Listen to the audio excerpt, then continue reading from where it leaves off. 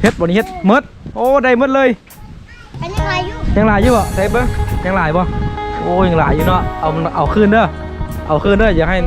มันเอาเด้อแกเอาคืนเอาให้หมดอีกครูตีนกูผิงไฟไม่แล้วหนาวดิหนาวบัดทำเวลาบัดมาแล้วมันจะได้มาเจาะคืออันนั้นเนี่ยเนาะเจาะคือใหญ่เด้อสักเนี่ยว่าเนี่ยมึมนี่กับปูท่านผู้ชมปูกับมะหอยเนาะไม่เฮ็ดอะไรกินนี่แกงเนาะแกงกับหอยแกงมาเลยโอ้ตัวเขียดก็มีนี่เขียดท่านผู้ชมโอ้เขียดตัวที่เขียดอะไรเขียดหน้าเขียดซื้อขนมกินไหมไปซื้อขนมกินซื้อขนมกินเด้อสบายทุกคนพบกับช่องตโนดชาแนลเนาะตอนนี้บานโนดอยู่ที่บ้านสลางเนาะเมืองบุรพาชนเผ่าสลางเนาะบ้านนี้อากาศเย็นหนาวเลยบ้านนี้เบิ่งบรรยากาศประชาชนหมู่บ้านนี้เนาะบรรยามหนาวเพิ่นใช้ชีวิตจังใดอยู่จังใดเนาะมาชมชีวิตชาวบ้านกันเลยท่านผู้ชมตอนนี้เจ้ายามมาฮอดเงินอายเพิ่นเนาะคนเจ้าบ่นี่อายแม่น่ะจะปีลูกเจ้านี่มัน3 ปี3 ปีหนาวบ่พ่อซื้อหยังนี่คิมซื้อคิมไอ้คิมว้าวเลยนะไอ้คิมโอ้ไอบ่สบายวะวันไอพื้นกินยาแล้วบ่น่ะไม่ได้ไปสุราสุราอยู่ไก่บ่สุราบันดุโอ้บันดุเพิ่นทางเข้ามาพุ่นเนาะแม่แหละเป็นลายมื้อแล้วนี่2 มื้อนี้2 มื้อนี้อากาศหนาวเนาะเป็นอากาศหนาวเย็นเป็นวัดข้าผู้ใหญ่ก็ยังเปลี่ยนเนาะเด็กน้อยเนาะผู้ใหญ่ยังเป็นอันนี้บ้านชนเผ่าอย่างนี้สลางเนาะทางผู้ไทยที่เป็นสลางเนาะทางอันนั้นบ้านอันอย่างวางจะได้ก็เป็นเผ่าผู้ไทยเนาะอันนี้เป็นบ้านเผ่าสลางแต่พวกมันต้นนี่บ่จะไปเฮ็ดมันต้นมาอยู่นี่เฮ็ดน่ะเฮ็ดมันต้นแถวบ้านนี่เฮ็ดเท่าไหร่เฮ็ดมันต้นเนาะแม่นหน้าเนี่ยบ่ได้เฮ็ดบ่น่ะหน้าก็เฮ็ดแต่หน้าปีนบ่เฮ็ดหน้าปีหน้าแซงบ่มีน้ำเนาะแซงมีน้ได้หลายอยู่บ่เข้าปีนี้บ่หลายให้หน้าได้5ให้ก็ว่าหาให้นึงได้จักเป่าน่ะ4-5 เป่าแล้วมันก็บ่จักเป็นแน่เข้าบ่งามบ่เข้าบ่งามคุ้มกินอยู่บ่ปีนี้บ่กุ้มเลยโอ้บ่กุ้มเฮ็ดจังได๋บัดนี้ไปเอาต้นนั่นแหละขายมันต้นขายมีเป็ดมีไก่ก็ไปขายเป็ดไก่ซื้อข้าวเนาะแม่เลี้ยงงัวเลี้ยงควายหลายบ่นี่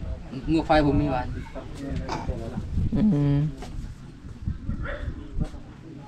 ไปเลี้ยงงัวเลี้ยงควายเนาะมีงัวควายแต่ว่าหมูหาเป็ดไก่ก็มีอยู่เนาะเลี้ยงเป็ดเลี้ยงไก่อยู่เนาะดูสาวไวเด้อนี่สาวไวโอ้ยสาวไวเด้อจะเป็นไรเด้อไข่เด้อสาวไวเด้ออย่าเป็นไรเอาไปซื้อขนมอ่ะวันนี้บ่าวเพิ่นกับเงินให้เด็กน้อยเนาะไปซื้อยาผู้ชายเราจักปีแล้วเนี่ย3 ปีบายดีโดยหนาวเนาะหนาวลูกเอ้ยเงินแม่อยู่หลังใดหลังนี้บ่แม่อยู่บ้านพุ่นโอ้แม่มาหากินมาเอาเป๋าน้องเขามาเอาเป๋าเฮ็ดแม่ก็เฮ็ดมันต้นบ่สวนบ่อยู่นี่กันยังทันกูดยังบ่ทันก้นเป็นแล้วเนาะมันต้นเป็นยังน้อยยังพันละก้นเท่าเนาะโดยย่างเมื่อบ่รถมาวะย่างเมื่อบ้านอย่างบ้านบ่จะไหนพุ่นเหรอบ่จะไหนพุ่นโอ้ไปมื้อลูกโดยเพิ่นย่างมาผสมย่างมาไกลเตื้อบ่จะไหนมากรถนี่คักเนาะเพิ่นครับผสมรถตามเขตนอกนะบ่มีรถซื้อคืออยู่ในเมืองเพิ่นเอารถเฮ็ดเอาไม่เฮ็ดเอาคักเนาะรถเจ้าเนาะคักเลยอันนี้อย่างป่องน้ำมันเนาะท่านผู้ชมอันนี้ตีนเนี่ยตีนเกือบป่องน้ำมันอันนี้ตีนเกือบเนาะตีนเกือบอีเตะอันนี้เนาะเกือบขีบอันนี้เนาะนี่เกือบอีเตะเกือบอีเตะเกือบขีบเมื่ออันนี้ก็เกือบฮัดส้นอันนี้นะคักรถเจ้าเนาะคักเนาะซื้อหยังไงซื้อหยังจะซื้อหยัง ซื้อหยัง บ่ ซื้อหยังบ่ฮู้ซื้อ บ่แม่ ซื้อหยังก็เพิ่นซื้อหยังซื้อหยังโอ้นั่งพิงไฟแล้วโอ้บ่ได้ไฟเนาะหนาวอยู่นี่น่ะ เข้านอนนี่เนาะต่ำเข้า ค่าตอนสวยเนาะนี่ยังหนาวนี่ตอนแรงหนาวว่ะตอนแรงคือสิเย็นตอนแรงเนาะเย็นขนาดเลยเนาะ แรงเจ็บก็ได้ อืมอันนี้ลูกแม่วะลูกจะคนน่ะ 4 คน 4 คนอันนี้ก็แม่นผู้ชายหมดเหรอ ชายชาม ใช่ชาย3ยิงคนหนึงลูก4 คนน่ะผู้ใหญ่จักปีแล้วผู้ใหญ่ ก็กับจัก จักปีเนาะแต่ว่าใหญ่กว่านี้เนาะเพิ่น ใหญ่แล้วตัวลูกกบ เป็นสาวละพุทธกกเป็นสาวบ่เป็นสาวแล้วเนาะใช้ได้อันลูกเคยได้เนาะ เอาไปอาจารย์ แน่นี่โสดได้นี่เอาเลือกเอาลูกเคยนี่เลือกเอารถนี่ลูกเคย2 คนนี่เลือกเอารถในเฮียนอยู่เฮียนในห้องไหนล่ะ บ้านลูก เฮียนห้องไหนน่ะ ก็กับจัก เฮียนบรรดุนั่น บ้านลูกเนี่ย โดยไอ้น้อยให้ไปลิ้นมายูรถมายูมาลิ้นกันมา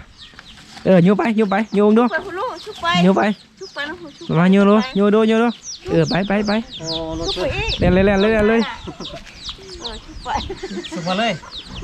กินมันซื้อขนมบ่ได้ มาเพื่อนอันนี้เพิ่นแจกเงินเนาะให้เด็กน้อยซื้อขนมสาธุเด้อบ่าเพื่อนใจดีพูดนำคำสู้เด้อบ่าเพื่อนเด้อแจกเงิน อยาก สา ถอ ธุ ยหลัง เด้อสาธุนำเพื่อทำสมเงินชาบันซ่องมันเป็นมุ้งใบนี่ใบคอใบนี่สบายดีเจ้าหนาวนอนอยู่นี่เงินเจ้าบ่หลังนี้โอ้ไม้หลังคาเอาไม้ใบไม้ใบคอบ่นี่ ไม่ไผ่ ใบไม้ไผ่บนหลังคานี่ไม้ไผ่ลูกสาวป่ะนี่โอ้ยเฮ็ดยังหนาเฮ็ดของกินวะขอญาติเด้อขอญาติเด้อเบิ่งเนี่ยลูกสาวเนาะน่ะจะโคตรลูกเดียว เดียวนี่ ผู้เดียว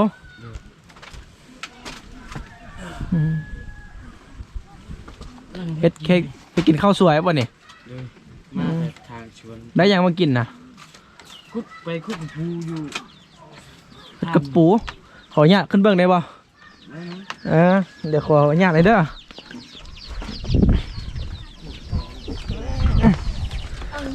ขออนุญาตเด้อขออนุญาตขึ้นเบิ่งนะนี่กระปูนี่มากระปูเบิ่งนี่เด้อ ประกาศนี่ นี่กระปูครับท่านผู้ชมปูกับมังหอยเนาะเฮ็ดอะไรกินนี่ แกงอ่ะ แกงเนาะแกงกับหอยแกงกันเลยโอ้ตัวเครียดก็มีนี่เครียดนี่ท่านผู้ชมโอ้เครียดอะไรเครียดหน้าเครี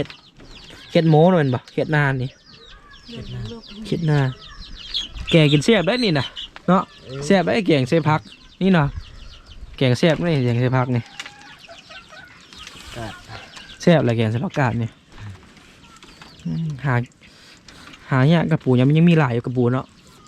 พอได้กินเนาะ ลายแบบบ้านดุของคุดลาย คุดเอาอ่ะคุดเอาน้ำหน้านี่บ่ ตามถ้ำ อืม ทำนอง โดยซื้อยังอีหลานน่ะซื้อยังซื้อซุกจักปีแล้ว ชง ยายเอาเงินให้ซื้อขนมกินมาเอาเงินไปเอาเงินซื้อขนมไปเอานี่ไหนมาเอาเงินซื้อขนมไป ดีป้าไอ้ เอาเงินซื้อขนม ดีจุย โชว์อันนี้4,000เด้อมาไว้เอาเงินไว้ซื้อขนมกินไว้ ขอบใจ ไปซื้อขนมกิน ดีนะ เอาซื้อขนมกินเด้อเอาไว้ อายเนาะมันอายเอาไว้พ่อเอาไว้ก็ได้ขี้อายเนาะ ขอบใจล่างแม่ บายเด้อไปก็เด้อไปก็เด้อบายแกงยังนี่แกงยังก็อันนี้แกงบวงยางป่ะนี่ครับส่วนอีกน้อยรีแกงบวงยางเอาเฮ็ดบนนี้เฮ็ดมด โอ้ได้หมดเลย เป็นยังไงอยู่ ยังหลายอยู่บ่ใส่เบิ้งยังหลายบ่โอ้ยังหลายอยู่เนาะเอาคืนเด้อเอาคืนเด้ออย่าให้มันเอาเด้อแกเอาคืนเอาให้หมดไอ้บุรีน้ำเขาบ่คือบุรีน้ำเขาบ่มีหยังมีอยู่ให้เขาลิ้น2คนเนาะของเขามีหลายแล้วเนาะย่าเขาให้เขาลิ้น เขามีหลายแล้ว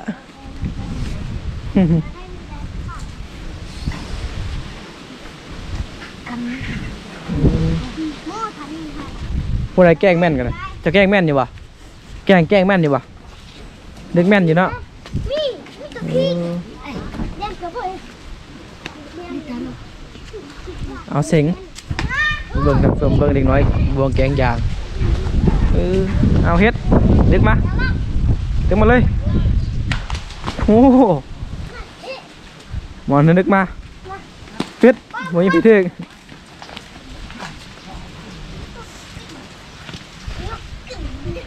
เอาเลยแกงมาเลย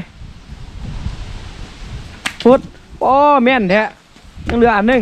นี่คนนี่เราบวงยางเด็กน้อยเก่งเหลืออันเดียวเฮ็ด ป้าฮิปไก่ เฮ้ยแกงกันทึกเด้อเดือกกันทึกเฮ็ดนี่เอาได้แล้วแม่นหลายจะเอาแม่นหลายมีความสุขแบบบานๆให้ผู้ชมเนาะ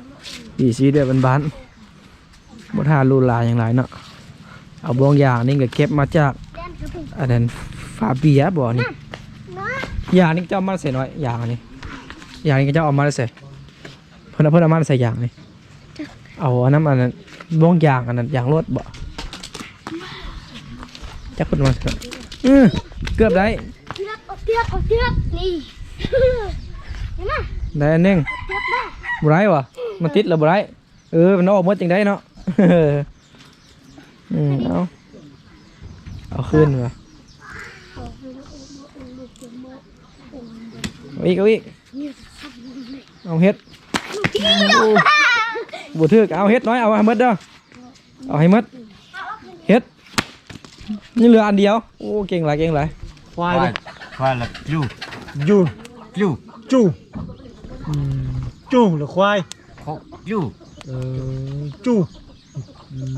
เฮือนได้สิเราย่างไงได้ เพื่อนละหญ้า ย่า เอาคือภาษาเวียดหญ้า หญ้า เฮือนภาษาเวียดคือกันหญ้าเฮือน เขาจะติดเวียดให้กัน ห้องพ่งหรือห้องคือเวียด ห้อง เขาเวียด ห้องนอนเดี๋ยวห้อง ห้องนอนละปุ้ง ปรุง โป่ง ปุ้ง โปร่ง คือเวียดคล้ายๆคือเวียด วันนี้น้ำเด้ น้ น้ำกิน ำดัก ดักเนาะนี่อกดักจึงเลยนะ เวียดละเดือกภาษาเวียดละเดือก เดือกนี่ดักเนาะ บ้านนั้นน่ะ ห้องละพงภาษาเวียด ห้อง อันนี้แหละก็เบากินนี่ ห้อง ดัก ดัก ดัก และน้ น้ำได้ดัก เวียดละเดือกน้ กินข้าวเด้วันนี้ได้กินข้าว อันเจ้า อันเจ้าจะเอาเวียดเลยเนาะ ำเอาเวียดเลย นี่คือเวียดเนาะอันเจ้า อังเกิมกินข้าวอังเกิม อันนี้อันเจ้า เกิม อังเกิม เจ้า เข้าเด้ เวียดกับเจ้ากับแม่มาเกิมกับได้เวียดได้นี่มันทอดเจ้า โดยวันนี้ปลูกผักว่าในปลูกผัก ปลงย ปลงยำ ำ ปลงยำ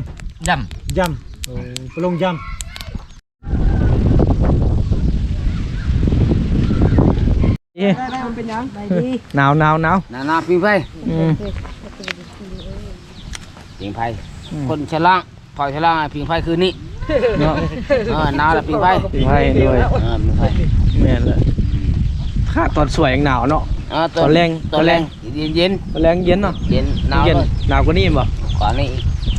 ตีไพ่ว่าจะได้ภาษานั้นภาษาสลาม ตีกู ตีคู่ ตีกู ตีครู ติงกู ตีนกูผิงไฟ ไม่ละ ม เอาละ ก็ออกคล้ายๆเวียดเนาะ ติง ภา กู ษา ละ ตีนครูผิงไฟอืมหนาวดิหนาว บัด บัด ทำฉลางอะไรบัด ปังนี่ก็งอเป็นกลงเบิ้ลนี่ก็จ่ายมือกับกู หนาวแห้งหนาวหลายบัด บัดละติงกู มาเนี่ยว่าจะได้มา เจาะ จ๋อ คืออันนั้นเวียดเนาะจอบคล้ายๆคือเวียดน้อยกินยังไงกินโจ๊กบ่ Thế nọ กินมี่ chơi อืม bị chơi บ่จ้อย dạ bị chơi บ่จ้อยเด็กน้อยบ่จ้อย mày lạ ผู้ใหญ่เด้อซะ ผู้ใหญ่ธรรมดาก็ว่าผู้ใหญ่ก็nhà mầm ยามบ่ nhà mầm ยามบ่ พี่ช่างไฟตัดอันนี้คือบ่ได้ช้ำเดียวเลยเนี่ย มันสิกลับแล้ววันนี้อยู่ดีมีแห้งเด้อเดี๋ยวกลับก่อน แดงมี เมื่อบ่ละพาเอาละ